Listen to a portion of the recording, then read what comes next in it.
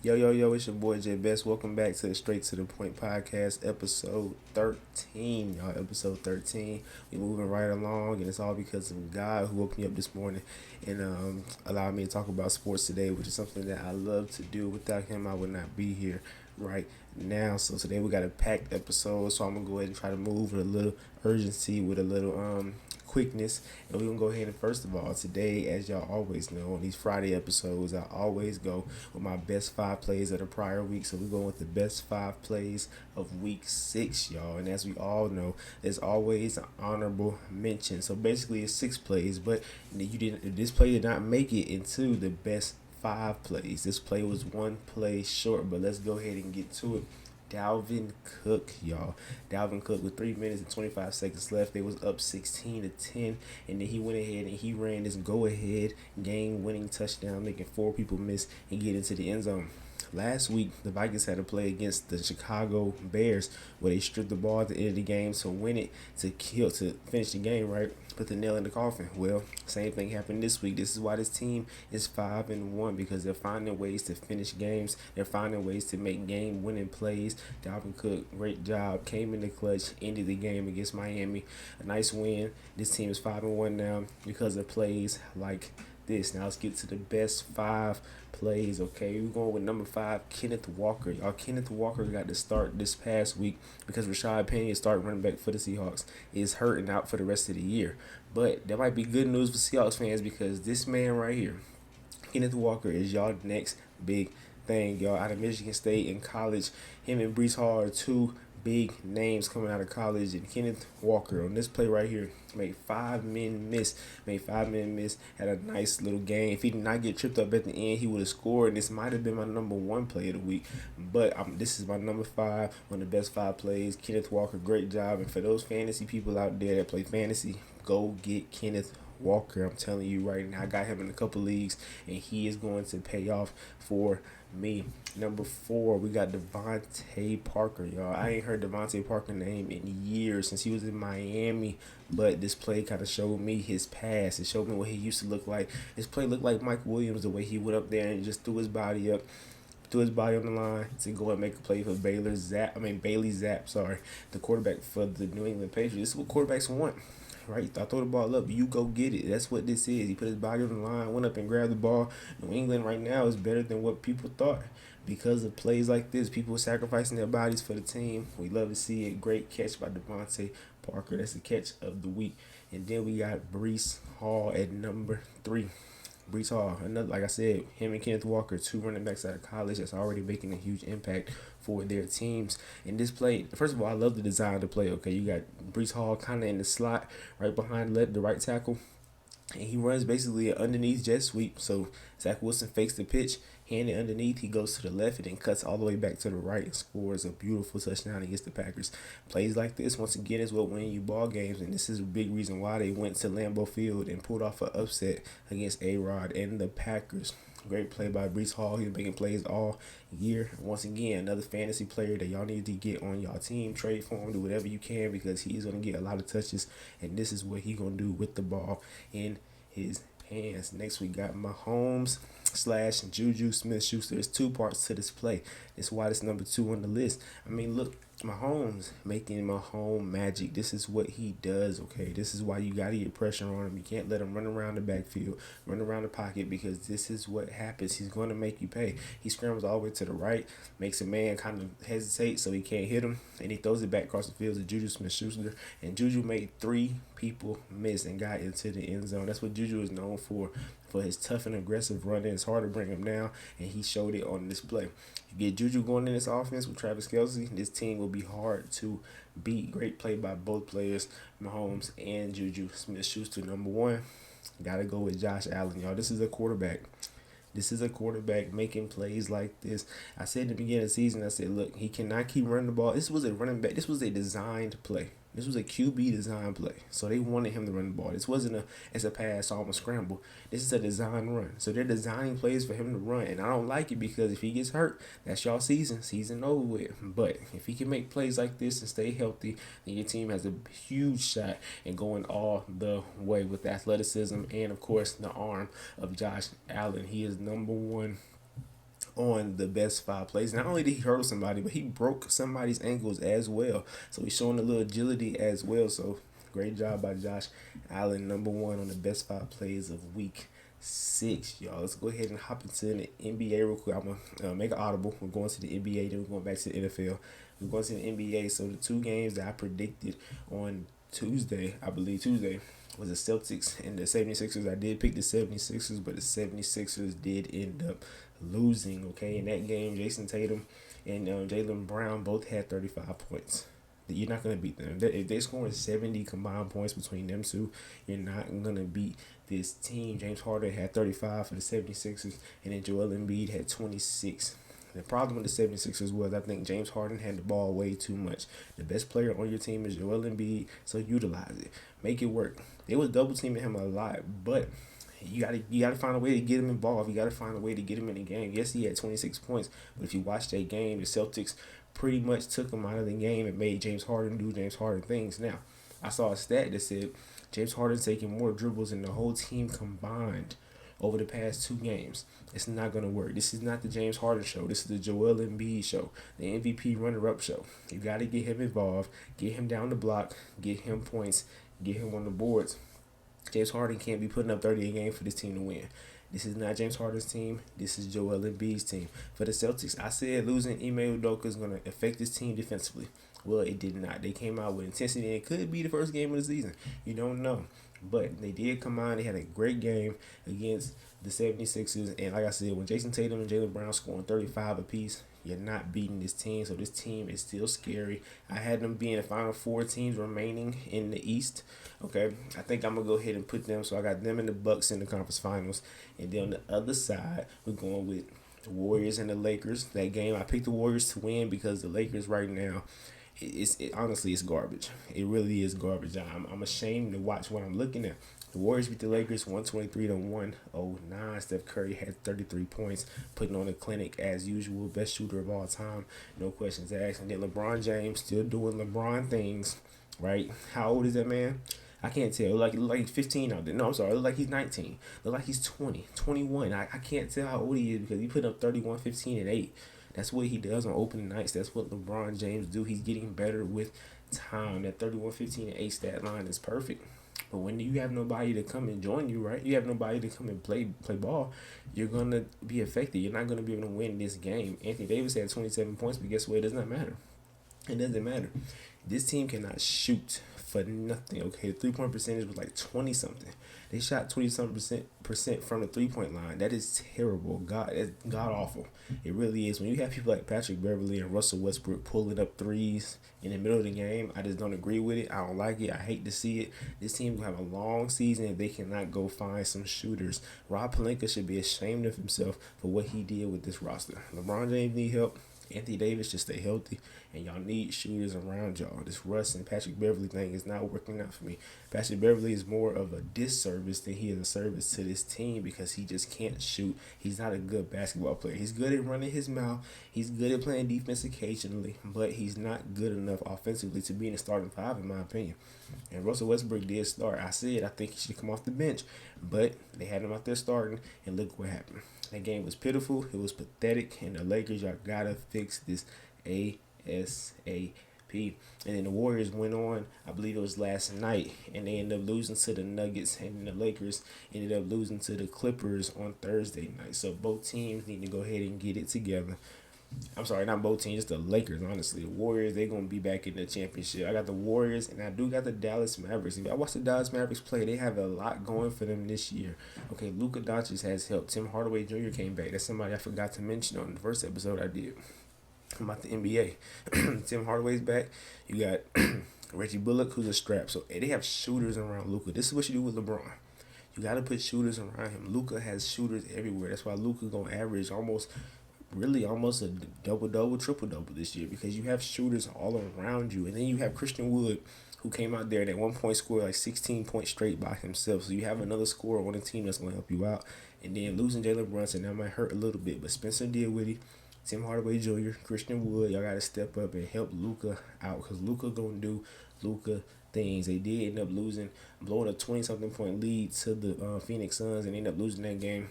So I'm not worried about it. I still got, so these are my final four teams. For those of y'all that's asking, I got the Mavericks and the Warriors in the West who are rematch. Then I got the Bucks and the Celtics in the East. Not picking my finals winner yet. I'm not doing that. Those are my final four teams. Okay, we got to look at injury and stuff like that along the way, but those are my final four teams going into the conference championship, of course. So let's go ahead and get back on track to the NFL. Y'all, we're going into week 7 already. We at mid-season. This is the point of the year where you look at your team and you can really assess it now. You can't really say it's too early. You definitely can't say y'all have time left, because time is definitely ticking, okay? But some teams get a pass, okay? Some teams get a pass. For those of y'all saying the Buccaneers and the Packers are done, shame on y'all for giving up on Aaron Rodgers and Tom Brady. Those are two people that I would never bet against, but y'all go ahead and y'all ride that train if y'all want to, and y'all definitely gonna fall off. For those of y'all that's on the Jets and the Giants train, that train is gonna run out of tracks eventually. Okay, I understand they're doing good at the moment, and it's about when you get hot, right? You don't want to get hot at the wrong moment. So this team is hot. These two teams are hot early, but eventually that fire will go out, because I don't believe in Zach Wilson yet, at least yet, and I definitely don't believe in Daniel Jones. It's gonna come down to your QB play at the end of the year in these big games. Whenever games start to matter, you're gonna need a quarterback to go in there and make plays, and I don't believe in neither one of them. Like I said, Zach Wilson, that's momentarily, but Daniel Jones, I do not believe in him. We've seen what he can do over the past couple of years, and it's not enough. Okay, the Giants are winning a lot of close games. They're winning a lot of one possession games, which means they're not just going out blowing out people, right? They're not winning by double digits. They're winning by single possessions. Yes, this year is competitive, but I'm trying to tell you, I would not put all my chips in or all my money on the Giants and the Jets right now. I just would not do that. They're good. They're a good team right now, but along the way, I'd rather trust Aaron Rodgers and Tom Brady to fix their teams and get in the playoffs versus Zach Wilson and Daniel Jones to get their teams to the playoffs. So with that being said, let's go ahead and get into this week, y'all. This week, these are my picks for week 7, okay, week 7. So I did pick the Cardinals on Thursday night. I picked the Cardinals last minute, okay. I did change my pick because I saw how many players the Saints had out. Marshawn Lattimore didn't play, Michael Thomas didn't play, Jameis Winston didn't play. I mean, it was just injuries everywhere, okay. So I did not, and Jarvis Landry didn't play. There was a lot of injuries everywhere, so I just did not go for the Saints anymore. I switched my pick, and I went with the Arizona Cardinals. And DeAndre Hopkins came back and put on a clinic, y'all. He had like 10 catches for over 100 yards. First game back, they already getting him into the offense, get him in the game plan. So the Arizona offense could turn the season around. Honestly, they can turn around if they can ride that DeAndre Hopkins wave. Not saying this team's a playoff team, but they definitely won't be below 500. I don't believe in Kyler Murray, but I think DeAndre Hopkins definitely brings that safety blanket, somebody he can throw the ball to and trust, and that's going to help them along the way. So let's go ahead and get into this week. Falcons at Bengals. I'm going with the Bengals. Y'all saw Joe Burrow went into New Orleans last week and won against the Saints. Like I said, the Saints are a little injured right now, but I like what I'm seeing from the Bengals. They went 0-2. People started hitting the panic button. Oh my God, this Bengals team not what we thought it was. But let the O-line get settled. They're doing better. Joe Burrow's doing better. This offense is looking better. Defensively, they're making stops. And I believe this team, right, is still scary in my opinion. It's still a playoff team. They can still win the division in my opinion. That's how scared I am of Joe Burrow and Jamar Chase and T. Higgins and Tyler Boyd and Joe Mixon and that offense. The defense, like I said, they make the mandatory stops that they need, and this offense is going to do what it does. Nobody can really stop this offense unless you have a great pass rush, which most teams right now do not have. It's only the select few that has that unstoppable pass rush that you can say, man, you cannot throw the ball against those teams. And those teams are the ones that's going to be able to beat the Bengals. But if they go against a team that can't get pressure, Joe Burrow's going to eat them up all day. Atlanta Falcons. I love what Marcus Mariota is doing. This team is 3-3. Once again, this is a team that I left dead in the water in preseason. I said this team would not be nowhere near 500. I thought this team was nowhere near winning right now. They're not still, but they're putting up fights. It's kind of like the Seahawks. Both of these teams are sitting at 3-3, and they're actually competing in these games. So hats off to Marcus Mariota for being able to compete and keep his team in the mix. But for me, please, I got Drake London in my fantasy league. I know some of y'all got Kyle Pitts in y'all fantasy league. Get those two the ball, please, and that might help y'all win some more games. Getting Drake London and Kyle pitched the ball. Your top two targets, you got to give him the ball. Okay, that's the only way I think you can compete with the better teams. Right, this game right here, if you get those two involved, you might have a chance. But if you don't, this Bengals team is gonna run all around you. Next, we got Detroit and the Cowboys, and I'm about to switch it up on y'all. I'm going with the Detroit Lions. Okay, I'm going with the Detroit Lions. That's right. Ain't nothing wrong with the mic. Ain't nothing wrong with me either. This is a Cowboys team that's so dependent on the pass rush, which I told y'all from the beginning of the year. Pass rush wins Super Bowls. Pass rush wins games. Pass rush wins playoff games. But you're going against a top 5 O-line with the Lions. This is the strength of the Lions is the O-line up front. And they're dominating people up front. Now, they did have a bad game against the Patriots before their bye week. So they're coming off a bye week, first of all. Second of all, they lost to the Patriots like 29, 26-0, something like that. That's against Belichick in New England, okay? And DeAndre Swift and Amon-Ra St. Brown come back. So the best receiver for the Detroit Lions and their top tier number 1 running back is coming back as well. You're getting 2 huge additions. I'm looking at the O-line that I think can handle Michael Parsons in that pass rush. And Jared Goff, no, I'm not a believer, but I think he can make enough plays. And oh man, Dallas Cowboy Nation, Dak Prescott is coming back. And he about to show y'all why. Y'all shouldn't have kept saying that we need Dak, we need Dak. He's about to come and show his true colors, I believe. His first game back. The lights gonna be too bright because everybody is it's so many high hopes. It's high hopes and it's dreams and all of that is in Dallas right now. Y'all thinking y'all are a Super Bowl team, so Dak Prescott, all that pressure is on his back right now. Y'all said, look, Cooper Rush did his thing. Now it's time for Dak to come and take us to the promised land. That's basically what y'all said. And now Dak about to come back, and as always, he gonna fold under pressure. And I'm taking the Lions to beat Dak's homecoming. Y'all, I got the Lions winning that game. The Indianapolis Colts and the Tennessee Titans. All right, I'm going with the Colts. The Titans, I just don't know. Okay, the Titans are 3-2. They are 3-2. But Derrick Henry is so dependent upon that I think the Colts, if they take him out the game, they can win. I don't think the Titans have anybody on the outside of the receiver that can win. Their routes win their matchups, so I'm going with the Colts because of this defense. And not only that, but Matt Ryan last week threw for like 400 yards, 500 yards. And I think he can ride that wave a little bit, especially with Jonathan Taylor not being back. He needs to throw the ball to get this offense going. So I believe we might see the Matty Ice of old, and I'm going with the Indianapolis Colts on the road against the Titans. Next, we got the Packers and the Commanders. Here we go. Everybody been texting me, been going down my throat talking about the Packers are not good. Jaylen, Aaron Rodgers is washed. Jaylen, this is not. Look. Be patient. Just wait. I understand. I told y'all this is the point of the season where you got to start clicking now, right? We get into mid-season form. It's no longer time for y'all to gel. Y'all got to be ready now. It's time because we about to hit that final stretch, right? The final stretch of games that y'all need to win, that teams need to win. This Packers team, just run the ball. Simple as that.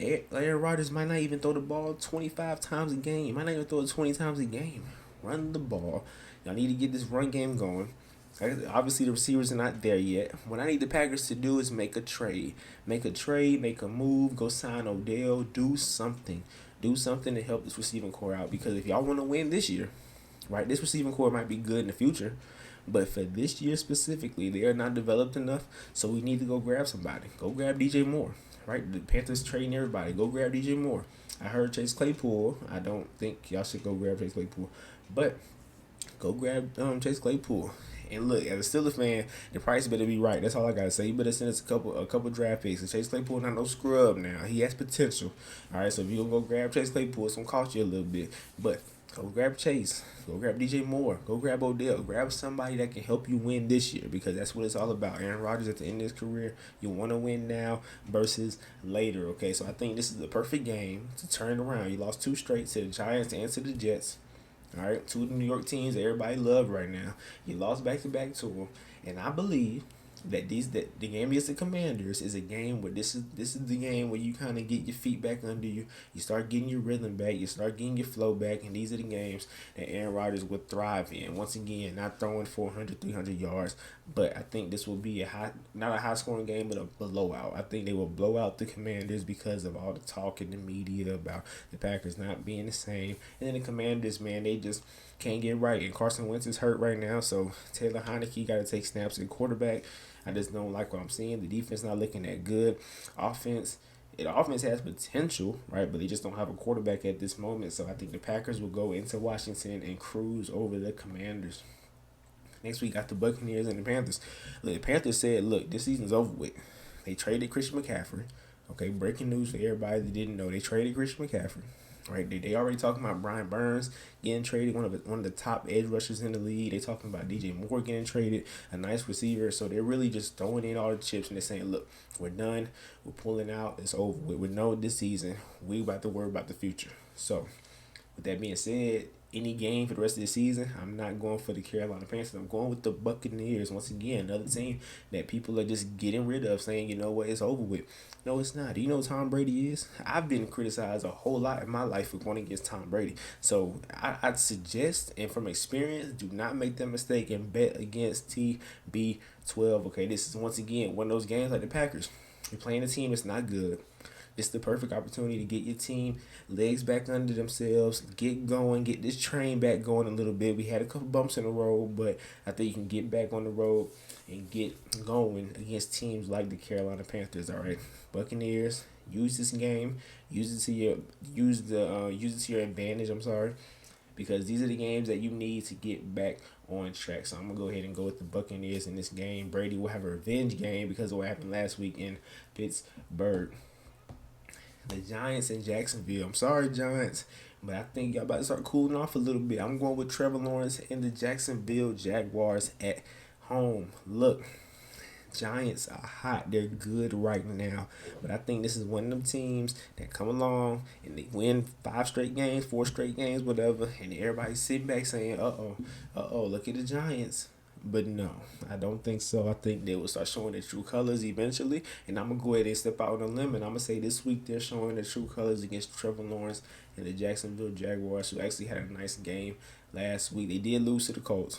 But I think this offense for the Jacksonville Jaguars will be able to do something against this Giants defense. All right, so I'm going with Jacksonville in Jacksonville. Next is the Browns. Oh, the Browns and Lamar Jackson, y'all favorite quarterback, Lamar Jackson. Look, I'm going with the Browns, and this is why. Okay, the Browns have the number 1 rushing offense. The Ravens have the 24th rushing offense. At the end of the day, this is the best rushing offense against one of the worst rushing defenses, and I believe that the Browns will use that to their advantage. They'll run the clock down. So basically, look, Lamar not gonna get the ball a lot, in my opinion, because I think the Browns will have a lot of long drives where they're driving down the field, running the ball, getting 5 yards of carry with Nick Chubb and Kareem Hunt. So I think it's one of them games where Lamar got to capitalize on every chance he get and when he gets the ball.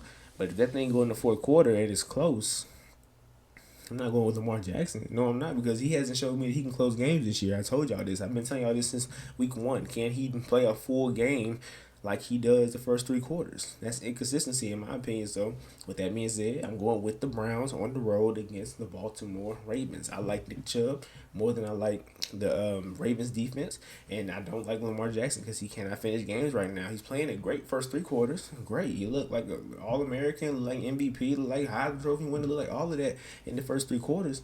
But that last quarter, the most important quarter, the quarter that really determines your paycheck, right? Because these quarterbacks is getting paid top dollar. They the ones that can finish games. They the ones that can do it in the fourth quarter. You're not doing it in the fourth quarter. That's why you're not getting paid. So until you show me that, I'm going with the Cleveland Browns, and I might go with every team that goes against you because I don't think you can finish games. As simple as that. And with a bad defense, you cannot be saying that. You can't be saying my bad when you have a bad defense.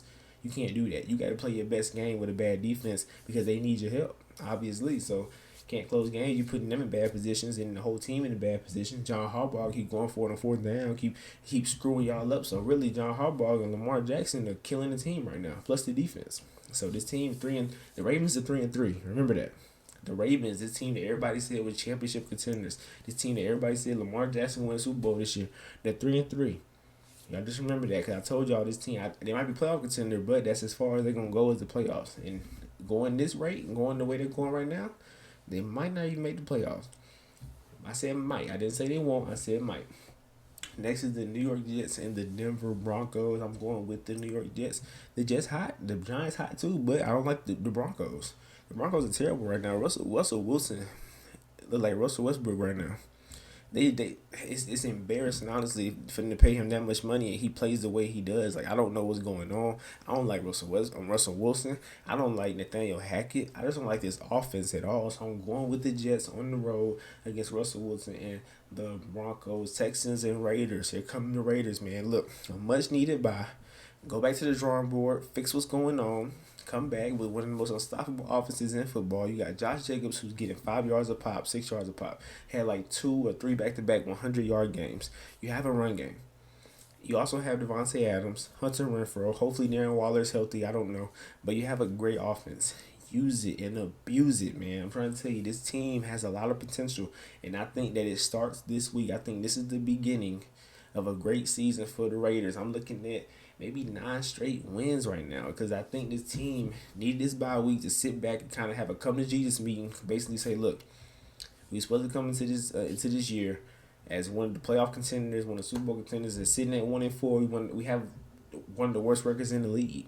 So they got to fix something, got to turn something around. I think that Kansas City game showed me more good than it did bad. Even though they lost, they showed me that they can run with one of the best teams in the league, right? So a game against the Texans. Once again, the Texans, one of them teams, just not ready yet. They're still developing. Lovie Smith doing a good job, though, because they're competing in every game. They're not getting blown out the water like they used to. They are competing, so Lovie Smith doing a good job. But I think the Raiders, this is a turnaround game.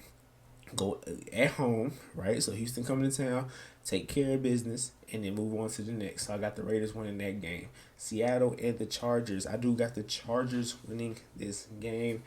Seattle's playing good this year, but at the end of the day, I'm taking Justin Herbert over Geno Smith. That's just me. The Chargers defense look bad right now, especially in the run game, and the Seahawks look good in the run game. But at the end of the day, like I said, I got to go with Justin Herbert, especially after that terrible outing he had last week. They did beat the Broncos, but he still had a bad game. So I'm still going with the Chargers. I think Justin Herbert have a bounce back game statistically and will beat the Seattle Seahawks, who's playing good ball this year. No doubt about it. Seahawks are one of them teams, like I said, we left out to die. We said they wouldn't have a good year this year, but they're competing. They're sitting at 500 right now. We love to see it. Chiefs and the 49ers, the only must-watch game this year. This week is the Chiefs and the 49ers, and I'm going with the 49ers. Look, Nick Bosa coming back. Trent Williams coming back. They dealt with injuries last week. That's why they lost to the Falcons. And this week, they're healthy for the most part. I believe for the most part they're healthy. And they will be, I think they will beat the Chiefs. I think the Chiefs came off a tough loss to the Bills. And it's like a cloud going to be over them for a couple weeks. I think they're going to be slow this game. I think you're going to get one of the best pass rushes in the league with Nick Bosa. And I think that's going to slow down Mahomes in the game. So I do got 49ers. And guess what? Christian McCaffrey is in town, folks. So now we're looking at, he won't play this weekend, of course. They say he might be limited on snaps, but he just got to the team. He's not going to play that much this week. So you're looking at Jimmy Garoppolo, right? It's a quarterback that we said kind of limits this team, but you're putting so much talent around him, right? You're putting Deebo Samuel, Christian McCaffrey, George Kittle, Brandon Ayuk. This offense is nice. This offense is stacked, honestly. And with Christian McCaffrey back there, you're looking at a running back that can catch and run. He does both. He's probably the best dual threat running back in the league, right? So you're adding that to this Kyle Shanahan offense. Hey, you got to love it, right? You have to. So I know I gave up on the 49ers because Trey Lance got hurt. But this C-Mac trade might have reeled me back in a little bit because Kyle Shanahan's run offense is already good without a Tier 1 running back. Now you got a Tier 1 running back in that offense. I think this team is going to be good, great going forward, honestly. And I think it starts by beating the Chiefs at home. So I got the 49ers winning.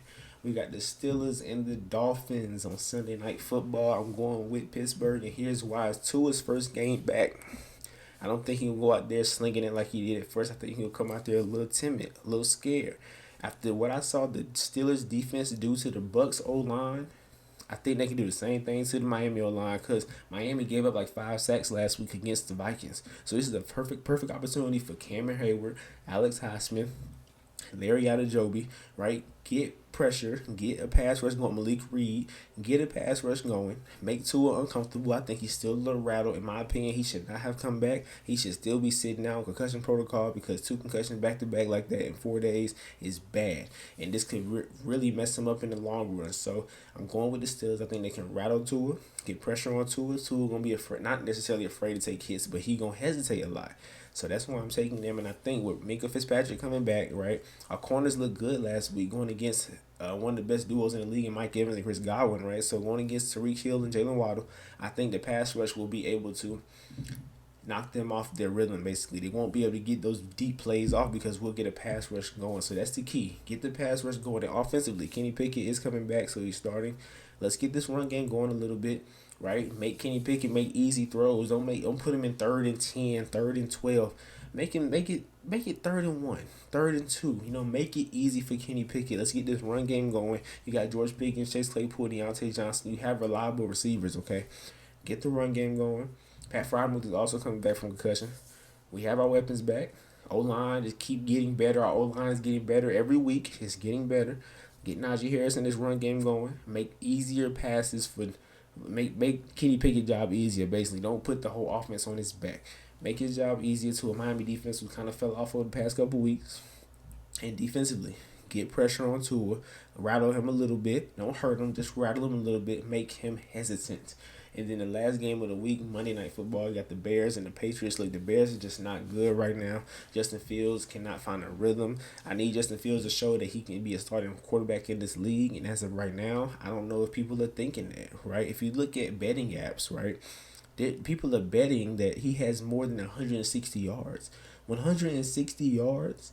That's so low. That's so low of an amount to bet on. That's just showing you that he can't get the job done this year. And I told you he has no weapons. The defense is depleted, right? With Khalil Mack and all them left and Kyle Fuller, all them gone. Right, so I'm looking at this Bears team. I'm like, man, this is definitely rebuild. It's Justin Fields, your future quarterback. I don't know, but against the Patriots team that's kind of hot right now, sitting at 3-3, they're pretty hot because the defense look good and Bailey Zapp, y'all. Bailey Zapp is looking better than Mac Jones right now. And then they got that run game going, so I'm going with Bill Belichick on Monday Night Football against the Bears, no doubt about it. But that's it. That's it for this episode. That's it for this week. Y'all, we going into week 7. Y'all stay safe. Y'all stay blessed. On Sunday, sit back, relax, and watch. Go to church. Then sit back, relax, and watch football. Y'all stay safe. Y'all stay blessed. Once again, like, comment, subscribe, and of course, share with others. Please, let's get this thing up. Let's get this thing to 100 subscribers so I can start bringing guests up here to join me. It's a little lonely up here by myself. I ain't gonna play. I ain't on me. But God bless y'all, man. Y'all have a good weekend. I will see y'all on Tuesday. Bess is out.